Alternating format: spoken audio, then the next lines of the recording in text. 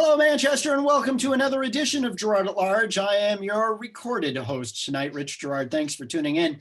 As you know, you can find us online at girardatlarge.com, and you can find us on Facebook and Twitter, also at Girard at Large, where we encourage you to like us and to follow us because, well, we just want to be loved. Well, folks, we got a lot to cover tonight, including a video I'm going to show you that is going to probably be news to you because nowhere has it been covered in the mainstream media. Nowhere has it been shown except on Facebook, where it was originally published. And Facebook, of course, has done what Facebook has been always doing, and that's censoring everything it doesn't like. And what I don't really like about the censorship, of course, is because it's to protect us against information that's just wrong, according to their fact checkers. Apparently, we're too stupid to either realize what may or may not be true, but even in cases where the information has been true, like where the CDC, not the CDC, a professor at Johns Hopkins University put out a study analyzing the death rates in the United States, both pre-COVID and post-COVID, and determined, by the way, that, well, the death rate has not gone up in the United States because of COVID-19. In other words, it's unchanged from the prior year. That was taken down not because it was factually incorrect, but because people were using it to mislead others about the severity of the crisis. Yes, the fact checkers and censors don't consider you smart enough to interpret even information they know and admit is factual. So yes, we're going to share that video with you. And it has to do with the current state of affairs of voter fraud in the 2020 election. And you will want to tune into this because it does provide some specific examples, but more importantly, it encourages you to go find them. And if you want to find others, all you need to go is go to my personal Facebook page, Richard H. Girard, because I have been posting articles and original source materials, AKA the actual court cases or links to the actual hearings that legislatures in Pennsylvania, Michigan, Arizona, and now Georgia have had. There's plenty of information out there, folks. And for everyone to say that these claims have been discredited, they don't exist, or that the fraud that does exist isn't enough to overturn the election, which, by the way, admits there's fraud. So how much is too much and how much is acceptable in the whole scheme of things? Who knows? But you can get some original information there, some actual news from actual news sites, all of which are there in the links. And because time for me is short tonight with the information I need to cover, I'm just going to refer you to my Facebook page. And while we brought up COVID-19, the CDC has now admitted, _admit. Oh, by the way, you might be wondering, why is Batman holding a Trump sign or a Trump flag behind me? Yes, that is the Adam West Batman that we all know and love so well. He is holding the Trump sign because myself and two of my neighbors' houses were vandalized last night.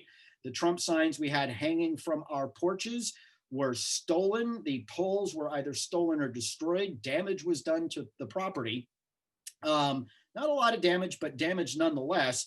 Signs were stolen. Police reports have been filed. The tolerant left continues to be tolerant. And I guess what I would say about this is, if the Democrats and the media are so sure there's nothing to any of these lawsuits that President Trump or others have filed, why aren't they applauding the process? Why aren't they, as they were back when Al Gore was filing lawsuits, why aren't they saying, let the courts hear it? Let's everybody see what you got.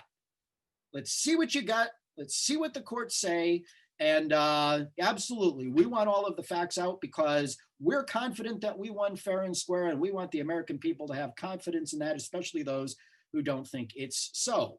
Why aren't they doing that? I think we all know that when you start threatening the attorneys, including death threats, to force them off of the legal teams that are challenging them, there's probably a reason for that. So back to the CDC. It is now admitted, that's the Centers for Disease Control, the people that keep some of you out there keep saying, "Oh, the experts, and we need to listen to the experts." Well, it turns out that the experts have been hiding information from us that they didn't release until after the election. And what was that? Well, they did some tests, some antibody tests, COVID-19 antibody tests, on a whole lot of blood samples from the American Red Cross. And you know what they found? That going back to November of 2019, COVID-19 antibodies, and antibodies are what show up in somebody's body after they catch the virus, were showing up as early as November of 2019, and not just in isolated spots, but across the country. They are now admitting that there's evidence in Italy that Italy started seeing antibodies for COVID-19 as early as September of 2019. At the end of the day, what's this mean, folks? It means virtually everything we've been told about COVID-19 has been based on a false narrative. And I have a question for you, because we're all about COVID-19 right now because of all the cases. Where's the flu? I mean, we're at the beginning of December. We should be hearing about the flu and maybe a little bit about pneumonia, but no, it's all about COVID-19. COVID-19. Huh, really? So we have a professor at Johns Hopkins, which is, making a name for itself, not to mention a fortune, by peddling the world COVID-19 case and death count the way it is. Because right there, they're like, their website is like the center of gravity for this whole thing, the whole world round. We've got them censoring their own professor for publishing factual information that shows that the COVID-19 pandemic has not increased the US death rate at all. We have the CDC admitting that the antibodies have been found in people as early as November 2019 and probably before across the country, in a significant number of blood donor samples. And yeah, we've got the latest and greatest round of governors issuing orders to shut down all kinds of things and mandate masks, which the CDC, including Dr. Anthony Fauci, told us did not work and will not stop an outbreak once it's started. Okay. Now, a couple other local tidbits. The the homeless update. Yes, Mayor Joyce Craig, you remember she was going to hopefully put people at this place. This place is 77 Pearl Street. It's right at the corner of Chestnut. That's a picture of the building from behind the building to your left there. That's the sidewalk that goes around the Pearl Street parking lot. This building has 2 stories and it has an entrance on either side of the building. You can see this one here at the far right of the building, and there's another one on the left-hand side of the building. There is not one on the Chestnut Street side of the building. Now, why am I telling you all this? Because Ben Gamache, the developer who owns a whole lot of property in town, who bought that building the day after he found out it was going to be turned into a homeless shelter, because he had always, he had long wanted to buy that building. And in the articles that talked about using this building, he discovered the building was up for sale. So he bought it, was condemned by the mayor. How could he do that? Doesn't he know we have a homeless problem and it's the winter? Well, he offered a mill space that he has on Auburn Street, which is across from the Market Basket grocery store downtown.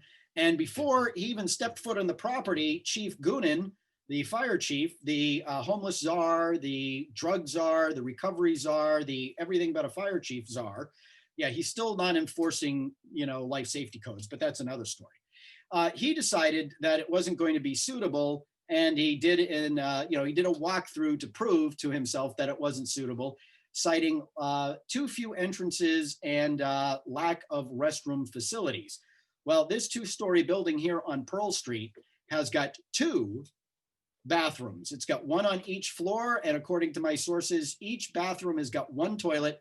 There is a shower in the building, but there is 1 shower for the whole building. And in this, my sources tell me the city had hoped to put 50 homeless people. So they're going to put 50 homeless people into this that has 2 toilets and a shower.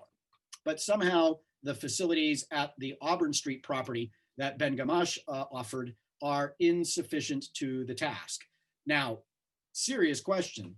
If this is only a temporary shelter and the city doesn't want to pour a lot of money into a building, is it not possible that they could have put some porta potties on the outside of the building and brought in some portable sinks and showers, just like they did when they built them a nice little camp underneath the on-ramp to the, or the off-ramp, on-ramp to the Amoskeag Bridge?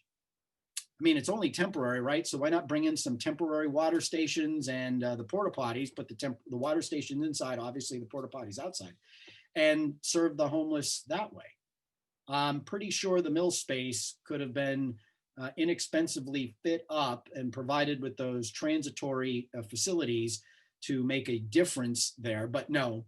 Instead, we're going to keep looking. On the list of places that Joyce Craig is considering is the JFK Arena, because putting a homeless facility next to an elementary school, Beach Street Elementary, hey, it's only Beach Street, next to Gill Stadium, next to the skate park and hunt pool, next to the, I think it's either Sheehan Basketball or Emmett Sheridan Emmett. I always get those two parks confused. Yeah, great, next to the community, great place to put the homeless shelter. And if that doesn't prove satisfactory, well, there's always Central High School. That's on the city's short list of places to temporarily house the homeless for the winter. Nothing says your schools are quality like converting a portion of a major high school to a homeless shelter. So stay tuned for that. Now, speaking of the schools, we have developing situation. The school board, at the demand of Ward 11's Dr. Nicole Leapley, voted to eliminate all leveling in the middle schools and in the high schools by starting September 2021, because it's, quote, classist and racist. And Manchester Proud says we need to get rid of leveling so we can have equity in our schools. So I have a question for Dr. Leapley. Doctor, Manchester's had leveling for decades. Decades before it was a high poverty, high minority population community. Back when I was in high school, there weren't very many minority folks, and it was a much wealthier demographic, even on the West Side. And before that, there were even fewer minorities, and it was an even better demographic. Was it racist and classist then? So you're condemning a system as something when it pre-existed the something you said it was. So what are we doing here except giving the parents of high-achieving students even more reason to leave the City of Manchester schools, because they are not going to trust that getting rid of the leveling is going to improve the academic experience of their children. On that note, by the way, those teachers who would like to be in classrooms with their students, the Manchester Catholic schools across the board are hiring new teachers because they've got these big wait lists that they would like to take care of, and they've got space in their schools to do it. So if you're looking to actually go into a classroom and teach, contact the Diocese of Manchester. They will be happy to take your application. All right, folks, so that's what I have now before I have to turn it over for this video. Please watch this. It's important for you to know what is being said by whom and what evidence is out there. I bring to you now. Thank you. This may be the most important speech I've ever made. I want to provide an update on our ongoing efforts to expose the tremendous voter fraud and irregularities which took place during the ridiculously long November 3rd elections. We used to have what was called Election Day. Now we have election days, weeks and months, and lots of bad things happened during this ridiculous period of time, especially when you have to prove almost nothing to exercise our greatest privilege, the right to vote. As president, I have no higher duty than to defend the laws and the Constitution of the United States. That is why I am determined to protect our election system, which is now under coordinated assault and siege. For months leading up to the presidential election, we were warned that we should not declare a premature victory. We were told repeatedly that it would take weeks, if not months, to determine the winner, to count the absentee ballots, and to verify the results. My opponent was told to stay away from the election. Don't campaign. We don't need you. We've got it. This election is done. In fact, they were acting like they already knew what the outcome was going to be. They had it covered, and perhaps they did, very sadly for our country. It was all very, very strange. Within days after the election, we witnessed an orchestrated effort to anoint a winner, even while many key states were still being counted. The constitutional process must be allowed to continue. We are going to defend the honesty of the vote by ensuring that every legal ballot is counted and that no illegal ballot is counted. This is not just about honoring the votes of 74 million Americans who voted for me. It's about ensuring that Americans can have faith in this election and in all future elections. Today, I will detail some of the shocking irregularities, abuses, and fraud that have been revealed in recent weeks. But before laying out just a small portion of the evidence we have uncovered, and we have so much evidence, I want to explain the corrupt mail-in balloting scheme that Democrats systematically put into place that allowed voting to be altered, especially in swing states, which they had to win.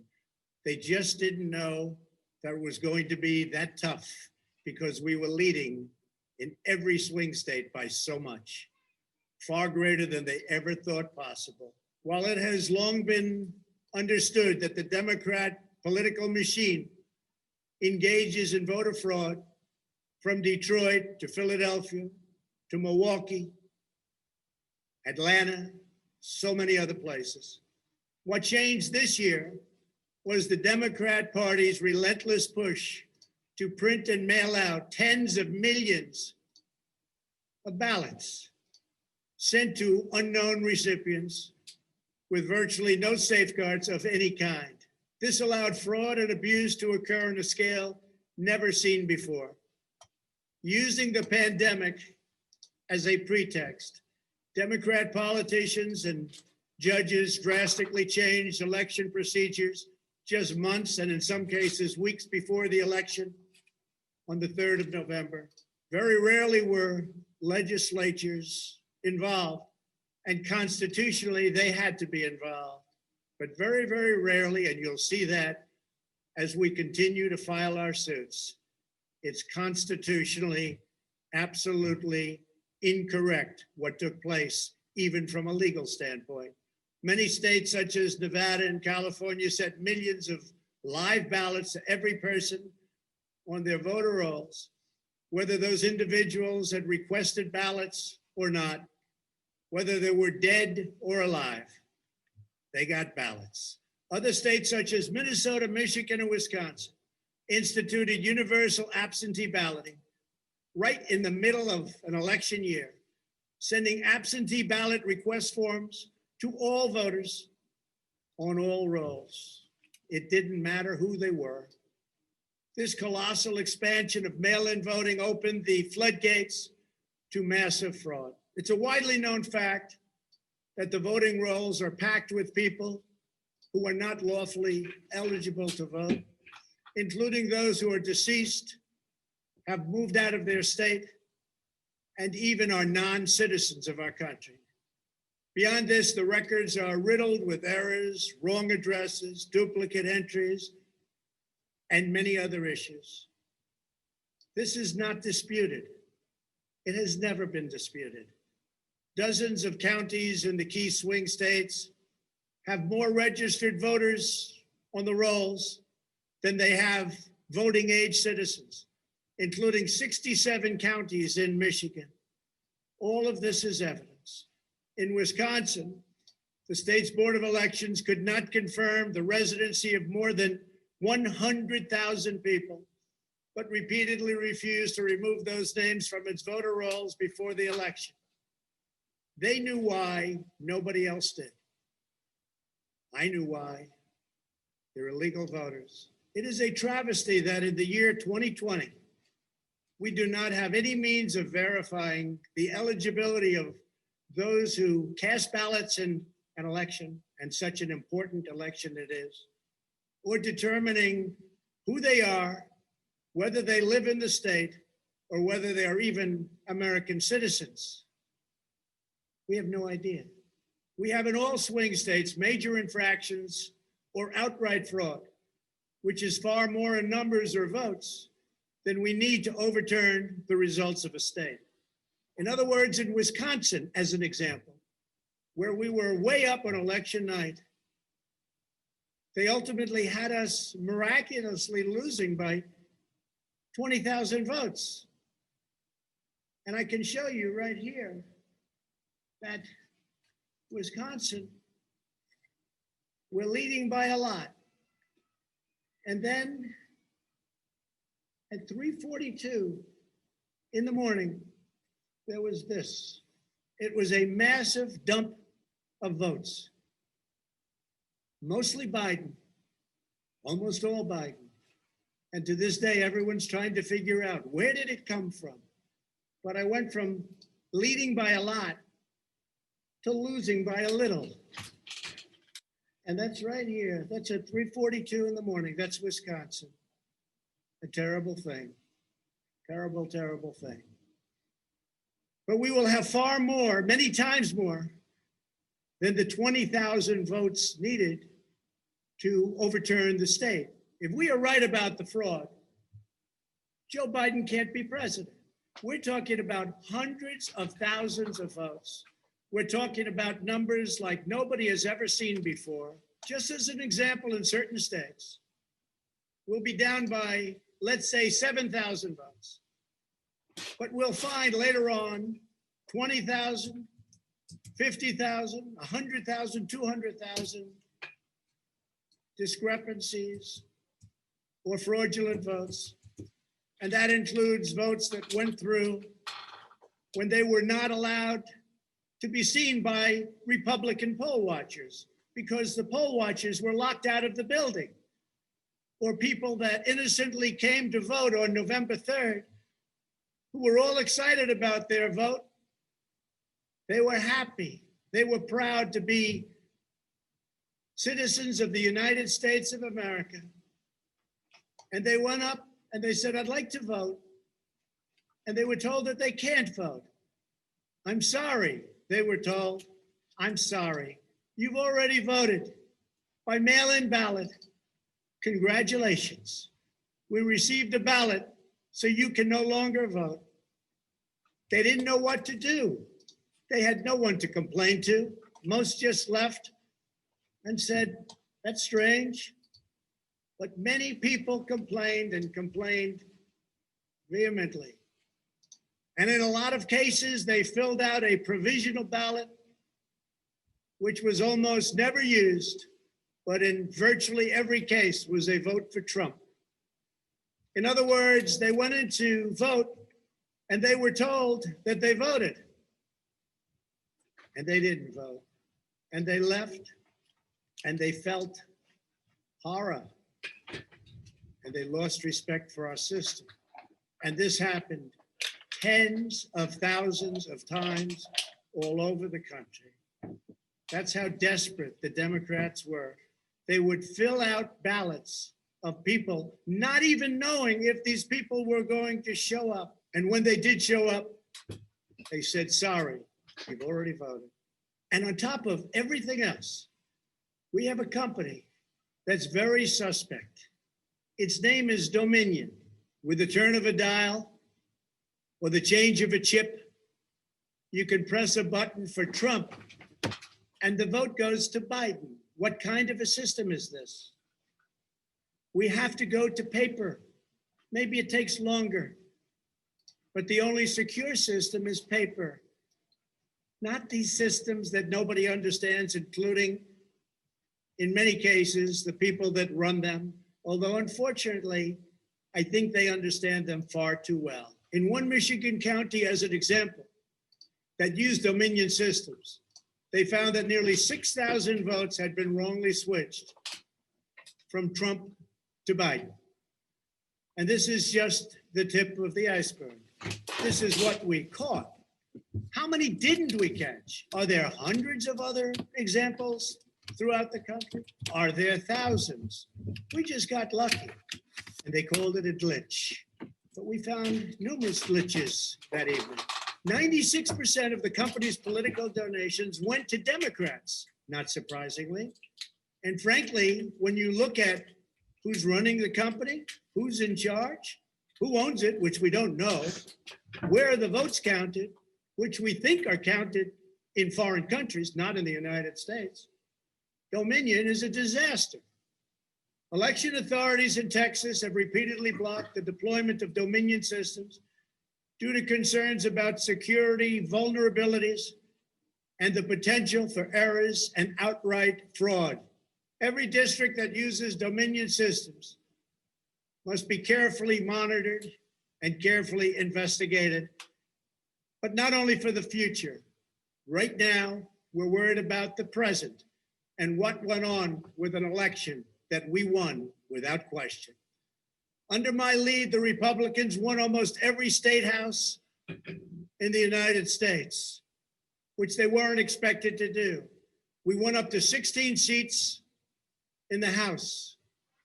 The numbers are still being tabulated because there are 9 seats that nobody really knows. They don't know. They're still, 2 weeks later, still under consideration because it's a mess.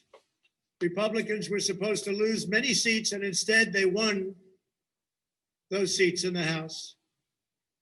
And a very important election that's coming up will determine whether or not we hold the Senate. David Perdue and Kelly Loeffler are 2 tremendous people. Unfortunately, in Georgia, they're using the same horrible Dominion system. And it's already been out that hundreds of thousands, think of it, hundreds of thousands of absentee ballots have been requested. You check it out, who's requesting those ballots. The difference is it's one state and we will have our eyes on it like nobody's ever watched anything before because we have to win those 2 Senate seats. The tremendous success we had in the House of Representatives and the tremendous success we've had so far in the Senate, unexpected success all over the country and right here in Washington. It is statistically impossible that the person, me, that led the charge lost. The greatest pollsters, the real pollsters, not the ones that had us down 17 points in Wisconsin when we actually won, or the ones that had us down 4 or 5 points in Florida and we won by many points, or had us even and down in Texas and we won by a lot. Not those pollsters, but real pollsters, pollsters that are fair and honest, said we can't understand a thing like this. It's never happened before. You led the country to victory and you were the only one that was lost. It's not possible. The Speaker of the House of a certain state said, "Sir, I expected to lose my seat. And instead, because of you and because of that incredible charge and all of those rallies, we had a tremendous victory. And everybody knows it. You were much more popular than me, sir, except I got many more votes than you did. And it's impossible that that happened. There is something wrong. I'll tell you what's wrong. Voter fraud. Here's an example. This is Michigan. At 6:31 in the morning, a vote dump of 149,772 votes came in unexpectedly. We were winning by a lot. That batch was received in horror. Nobody knows anything about it. By the way, there's your line. This is one of many. Here's what is normal. And all of a sudden, look at that. This is normal, normal. Look, even here, normal. And then boom, all of a sudden, I go from winning by a lot to losing a tight race. It's corrupt. Detroit is corrupt. I have a lot of friends in Detroit. They know it, but Detroit is totally corrupt. Look at this, look at this. That's at 6:31 in the morning. Unexpectedly came in. In the recent recount in Georgia, which means nothing because they don't want to check signatures. And if you're not going to check signatures in Georgia, it doesn't work. But we have a Secretary of State and a governor who made it very difficult to check signatures. Why? You'll have to ask them. But without a signature match or check, it doesn't matter. They found thousands and thousands of votes that were out of whack, all against me. This was during a recount that I didn't even think mattered. They found many thousands of votes, and that recount didn't matter. The one that matters is the one that's going on now. That because of the fact it's so close, they had to, by law, give another recount. But the recount has to be a recount where they check the signatures. Otherwise, they're just checking the same dishonest thing. It won't matter. In this case, the signatures on envelopes are the only thing that is relevant. We will compare the signature on the envelope to the signatures from past elections, and we will find that many thousands of people signed these ballots illegally. The Democrats had this election rigged right from the beginning. They used the pandemic, sometimes referred to as the China virus, where it originated, as an excuse to mail out tens of millions of ballots, which ultimately led to a big part of the fraud, a fraud that the whole world is watching. And there is no one happier right now than China. Many people received 2, 3, and 4 ballots. They were sent to dead people by the thousands. In fact, dead people, and we have many examples, filled out ballots, made applications, and then voted, which is even worse. In other words, dead people went through a process. Some have been dead for 25 years. Millions of votes were cast illegally in the swing states alone. And if that's the case, the results of the individual swing states must be overturned and overturned immediately. Some people say that's too far out. That's too harsh. Well, does that mean we take a president and we've just elected a president where the votes were fraudulent? No, it means you have to turn over the election. And everybody knows, without going much further, and they've seen the evidence, but they don't want to talk about it, what a disaster this election was, a total catastrophe. But we're going to show it, and hopefully the courts, in particular, the Supreme Court of the United States, will see it. And respectfully, hopefully they will do what's right for our country, because our country cannot live with this kind of an election. We could say, let's go on to the next one. But no, we have to look also at our past. We can't let this happen.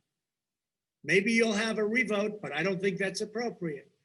When those votes are corrupt, when they're irregular, when they get caught, they're terminated. And I very easily win. In all states, I very easily win these swing states, just like I won them at 10 o'clock in the evening of the election. So we're not looking to show you 25 faulty or fraudulent votes, which don't mean anything because it doesn't overturn the state, or 50 or 100. We're showing you hundreds of thousands, far more than we need, far more than the margin, far more than the law requires.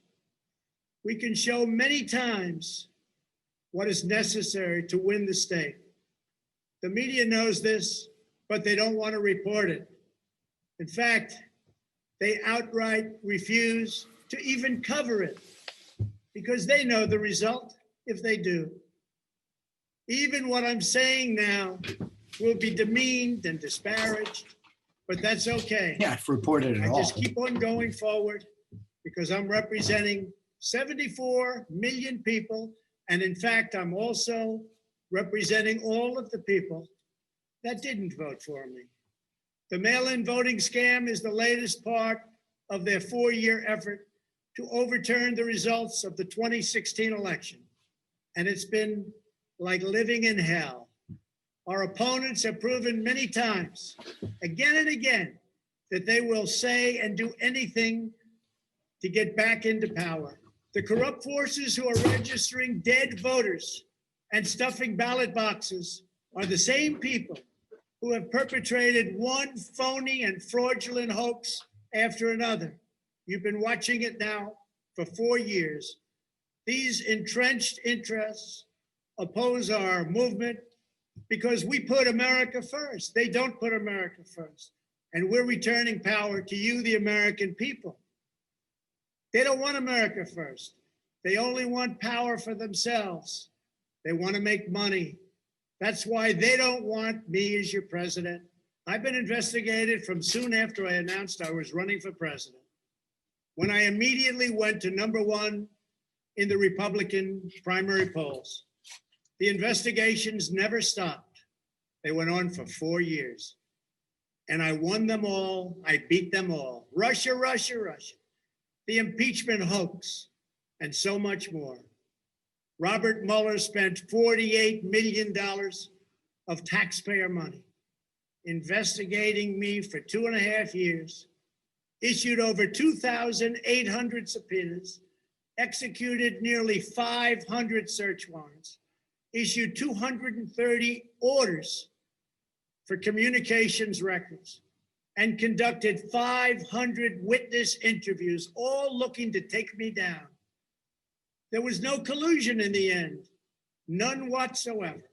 Senator Marco Rubio, the head of the Senate Intelligence Committee, stated the committee found no evidence that then candidate Donald Trump or his campaign colluded with the Russian government. And I thank Senator Rubio for that statement. Now I hear that these same people that failed to get me in Washington have sent every piece of information to New York so that they can try to get me there. It's all been gone over and over again. For $48 million, you go through tax returns, you go through everything. The New York Attorney General, who recently ran for office, campaigned without knowing me, stating, "We will join with law enforcement and other attorneys general across this nation in removing this president from office." I never met her. It's important that everybody understand, she said, that the days of Donald Trump are coming to an end. And all it's been is a big investigation in Washington and New York and any place else that can investigate, because that's what they want to do. They want to take not me, but us down. And we can never let them do that. Everything's been looked at. A friend of mine who's very smart said, "You've probably seen more than anybody else. You've probably been investigated more than anybody else. And for you to come out with a clean bill of health makes you probably the cleanest person in this country." Some people in this administration, but fortunately not all, have been beaten down and disparaged. They just disappeared. Nobody knows what happened to them. Why aren't they active? Why aren't they involved? There's so much to be involved in. The corruption is so rampant. They just couldn't take it anymore. They were threatened by Democrats with impeachment, and horrible things were said about them, and they're good people. Even recently, the head of the GSA was hounded and harassed, as she reported, like she has never been before. What can I say? We caught Comey cold. We caught McCabe cold. We caught them all. We're still waiting for a report from a man named Durham, who I have never spoken to and I have never met. They can go after me before the election as much as they want. But unfortunately, Mr. Durham didn't want to go after these people or have anything to do with going after them before the election. So who knows if he is ever going to even do a report. But if you look at the lies and the leaks and the illegal acts and behavior done by so many people in their desire to hurt the President of the United States, something should happen. The hardest thing I have to do is explain why nothing is happening with all of these people that got caught spying on my campaign. It's never happened before, and it should never happen again to a president of the United States. All you have to do is watch the hearings and see for yourself. The evidence is overwhelming. The fraud that we've collected in recent weeks is overwhelming, having to do with our election. Everyone is saying, wow, the evidence is overwhelming when they get to see it. But really, it's too late to change the course of an election. It's too late to change the outcome. No, it's not. In fact, there is still plenty of time to certify the correct winner of the election. And that's what we're fighting to do. But no matter when it happens, when they see fraud, when they see false votes, and when those votes number far more than is necessary, you can't let another person steal that election from you. All over the country, people are together in holding up signs, stop the steal. To understand how we will challenge this fraud, it is important to know the problems with mail-in balloting. Pennsylvania, Michigan, Nevada, Georgia, Arizona, and most other states allowed anyone to get an absentee ballot and cast their vote without showing any ID. The voting took place entirely on the honor system. No identification of any kind was required. Most Americans would also be shocked to learn that no state in the country verifies United States citizenship as a condition for voting in federal elections. This is a national disgrace. No other advanced country conducts elections this way. Many European countries have instituted major restrictions on mail-in voting specifically because they recognize the nearly unlimited potential for fraud. Out of 42 European nations, all but two prohibit absentee ballots entirely for people who reside inside the country. In Or else they 1864, require those who need absentee ballots they were to caught. show a They were very, very stopped. powerful ID. Throughout the Democrat effort to dramatically expand mail-in voting, the Democrat Party leaders were also feverishly working to block measures designed to protect against fraud, such as signature verification, residency verification, or voter ID. And citizenship confirmation was almost unthought of that we should ask for it. Can you believe this? These are not the actions of people who want fair elections. These are the actions of people who want to steal elections, who are willing to create fraud. The only conceivable reason why you would block common sense measures to verify legal eligibility for voting is you are trying to encourage, enable, solicit, or carry out fraud. It is important for Americans to understand that these destructive changes to our election laws were not a necessary response to the pandemic. The pandemic simply gave the Democrats an excuse to do what they have been trying to do for many, many years. In fact, the very first bill that House Democrats introduced when Nancy Pelosi became Speaker was an attempt to mandate universal mail-in voting and eliminate measures such as voter ID, which is so necessary. Dramatically eroding the integrity of our elections was the Democrats' #1 priority for a simple reason. They wanted to steal the 2020 presidential election. All of the Democrat efforts to expand mail-in balloting laid the groundwork for the systematic and pervasive fraud that occurred in this election.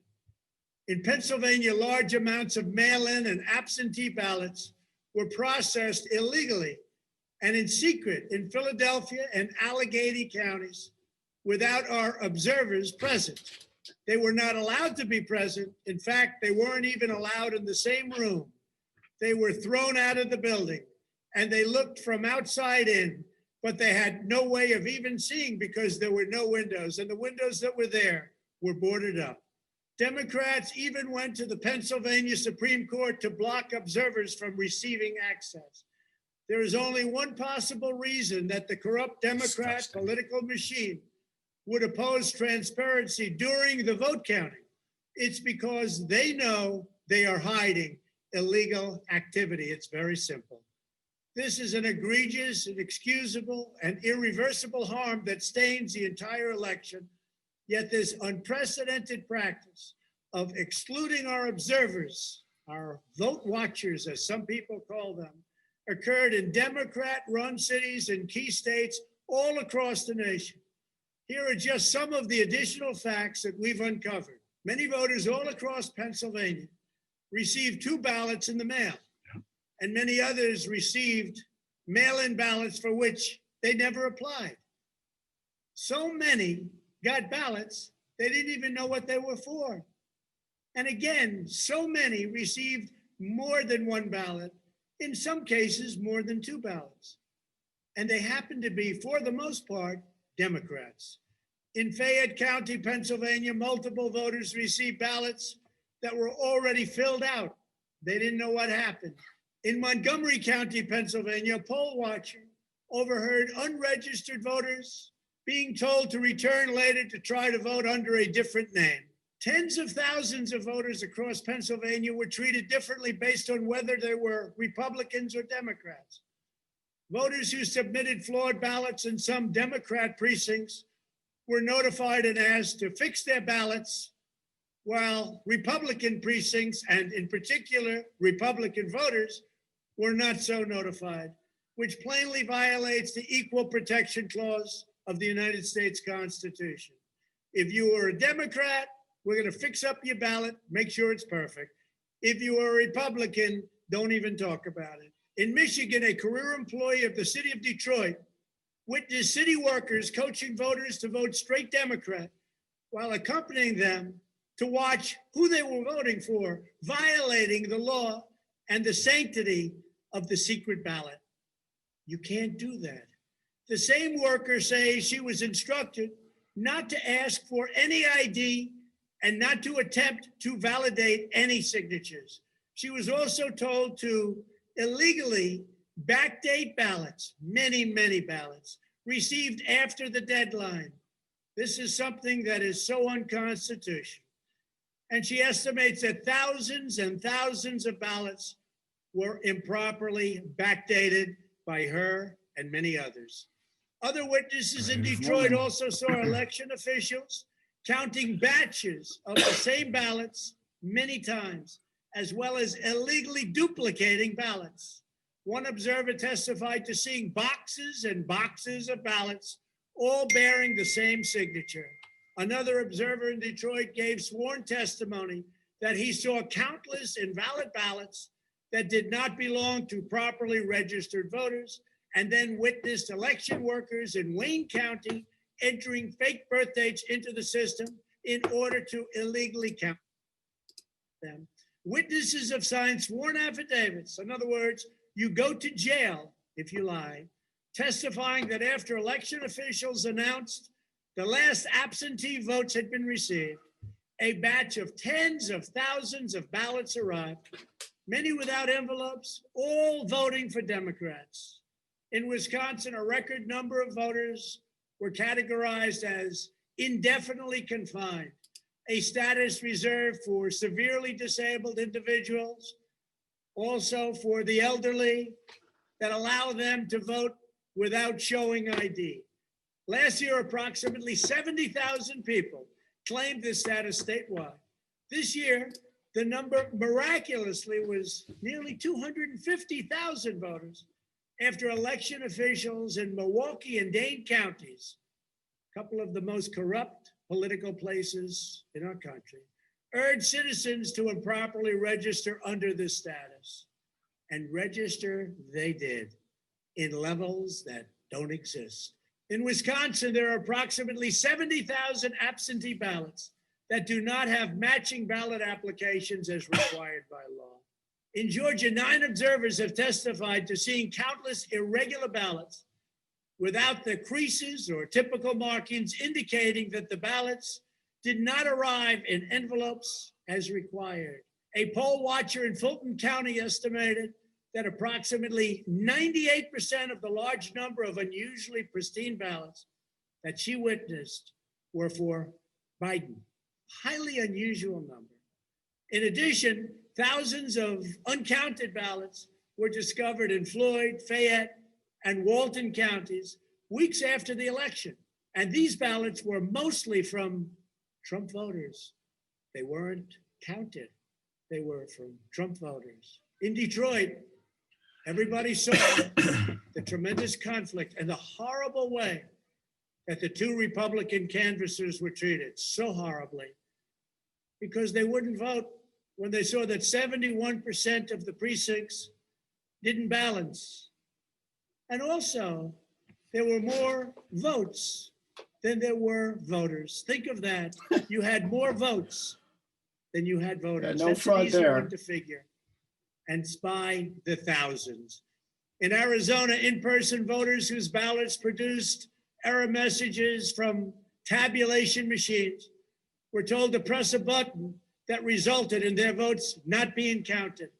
Also in Arizona, the Attorney General announced that mail-in ballots had been stolen from mailboxes and hidden under a rock.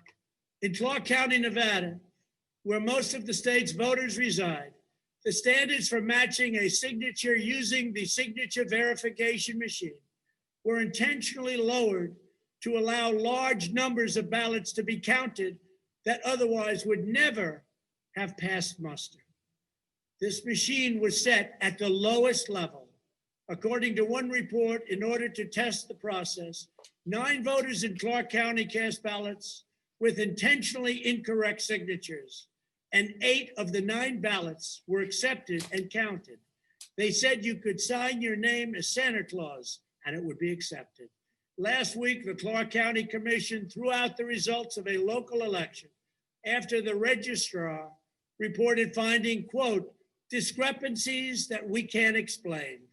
Also in Nevada, some voters were entered into a raffle for more than a dozen gift cards worth as much as $250 if they could prove they had voted. This took place on Indian reservations. One of the most significant indications of widespread fraud is the extraordinarily low rejection rates for mail-in ballots in many key states. These are the states that I had to win. In swing state after swing state, the number of ballots rejected has been dramatically lower than what would have been expected based on prior experience. That means years and years of voting. In Georgia, just 0.2%, that's substantially less than 1% of mail-in ballots have been rejected. In other words, almost none have been rejected. They took everything. Nothing was rejected practically, compared to 6.4% in 2016. And there are those that think that 6.4 was a low number. So think of it, almost none were rejected. And the previous election, 6.4% were rejected. We have seen similar declines in Pennsylvania, Nevada, and Michigan. Ballots weren't rejected, especially if they happen to be in Democrat areas. These irregularities are inexplicable unless there is a deliberate effort to accept ineligible ballots or fraudulent ballots. In Pennsylvania, the Secretary of State and the state Supreme Court, in essence, abolished signature verification requirements just weeks prior to the election in violation of state law. You're not allowed to do that. It has to be approved by the legislature. A judge can't do it. A state can't do it. An official can't do it. The only one that can do it is the legislature. The reason for this is clear. They were not verifying signatures because they know the ballots have not been filled out by the voters in whose names they were cast. In other words, people filled them out that had nothing to do with the names on the ballot. A simple recount of the ballots under these circumstances only compounds the fraud.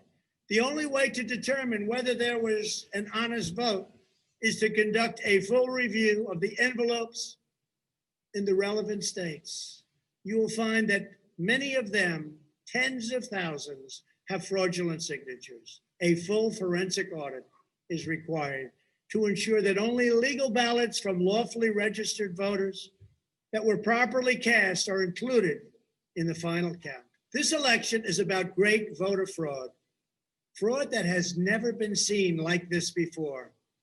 It's about poll watchers who were not allowed to watch. So illegal. It's about ballots that poured in, and nobody but a few knew where they came from, but they were counted, and they weren't for me. It's about big leads on election night, tremendous leads, leads where I was being congratulated for a decisive, easy victory. And all of a sudden, by morning or a couple of days later, those leads rapidly evaporated. It's about numbers of ballots that were sent that nobody knew where they came from. It's about machinery that was defective, machinery that was stopped during certain parts of the evening, miraculously to open with more votes. It was about many other things, but above all, it was about fraud. This election was rigged. Everybody knows it. I don't mind if I lose an election, but I want to lose an election fair and square. What I don't want to do is have it stolen from the American people. That's what we're fighting for, and we have no choice to be doing that. We already have the proof, we already have the evidence, and it's very clear. Many people in the media and even judges so far have refused to accept it. They know it's true, they know it's there, they know who won the election, but they refuse to say, you're right. Our country needs somebody to say you're right. Ultimately, I am prepared to accept any accurate election result. And I hope that Joe Biden is as well. But we already have the proof. We already have tens of thousands of ballots more than we need to overturn all of these states that we're talking about. This is an election for the highest office in the greatest country in the history of the world. Every reasonable American should be able to agree, based on what we have already documented, that we need a systematic analysis of the mail-in ballots to review the envelopes. It's about the signature. And if they're on the envelopes, we can only review the envelopes, and that will tell us everything. This is the absolute minimum we should expect. This is not just about my campaign, although it has a lot to do with who's going to be your next president. This is about restoring faith and confidence in American elections. This is about our democracy and the sacred rights that generations of Americans have fought, bled, and died to secure. Nothing is more urgent or more important.